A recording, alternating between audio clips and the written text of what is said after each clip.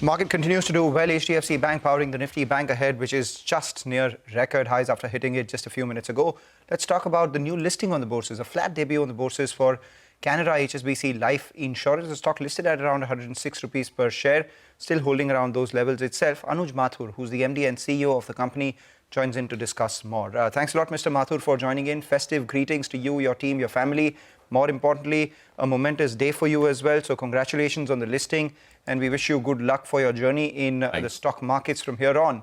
And as the journey has begun, you'll have more conversations with us, and perhaps we'll press you a little more for numbers too. Let's start right now. The first half of this year, your new business premium, your APE, etc., were all slightly subdued. What's the target that you have for the industry in the second half of this year, and how much better from the industry, better than the industry, would Canara HSBC do? Yeah. First of all, thanks for having me on the show. And I would like to thank our investors. We had a successful IPO. It's a very special day, as you rightly said, for us when the company has got listed. So we announced our quarterly results, the first quarter results. The second quarter results we'll be announcing. H1 results we'll be announcing in the next few days. So as a company, we have done very well. And our strength lies in the bancassurance model, which we have. We have over 12 crore captive customers. We have access to 15,700 branches. And as a company, we are very, very profitable for the last 13 years, very, very healthy solvency margin. And we are very confident that in the past, we have actually outperformed the industry in terms of growth of APE. And we are very confident that that will continue. So we will be announcing our H1 results in the next few days. But Q1 was good for us.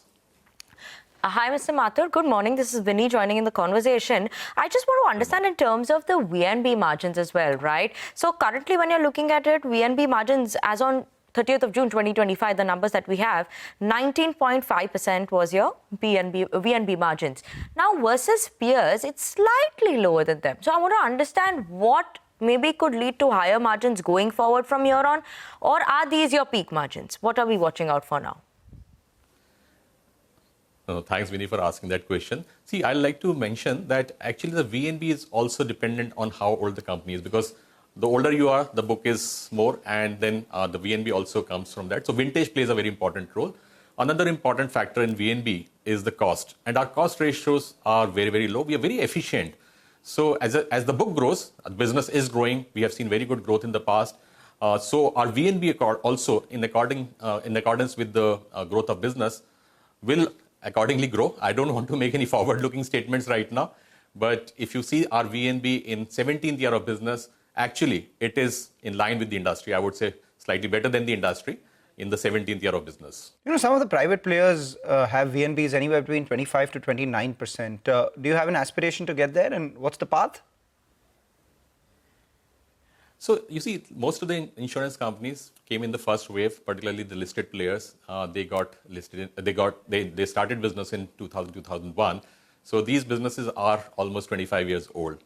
We started our business in 2008, so we have history of 17 years. So yes, our book has grown. Our VNB has also grown over a period of time. And as I mentioned, as the business grows, as the vintage increases, the VNB is bound to increase. So I think we will see good growth in future, but I can't put a number right now. It will not be right for me. And I think in the H1 results also, you'll see that we will be disclosing our first half VNB. You have an aspiration to improve it by a few hundred basis points over the next few years, right? I mean, not a specific number, but that's the direction. That's right, because as I mentioned, we are a very, very efficient company. Cost ratios are low. Business, our top line has grown higher than the industry. So going by all these assumptions, there is no reason for our VNB to be lower than what we have done so far. So yes. Okay, and what about the ULIP share as well? That's what I want to understand. I think last time when we spoke, you said that ideally you would look at 40 to 45% would be from ULIP.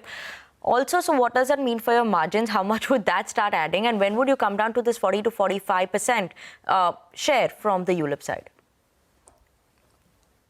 Yeah, so I'll say last year was an aberration because last year we saw markets going up significantly and we saw customer demand coming for more ULIPs. Traditionally, we have been kind of traditional focused company because our customer profile is such. We have customers from tier 3, tier 4 cities as well. So if you look at our product mix of the past, we have been around traditional focused company and roughly about 55 to 60% has been our traditional mix. And that is something we are very confident that we will move to that mix. In fact, if you see our first quarter, we have seen actually growth which is happening in the traditional business, and ULIP mix has gone down slightly. All right, take that point. Wish you good luck, and we will have a conversation with you once you've reported your second quarter numbers and perhaps get a more detailed look into what your numeric guidances are. But for now, enjoy the day, enjoy the occasion, and once again, festive greetings to you and your team. Take a short break, come back on the other side, more markets and stock-specific action on Chartbusters.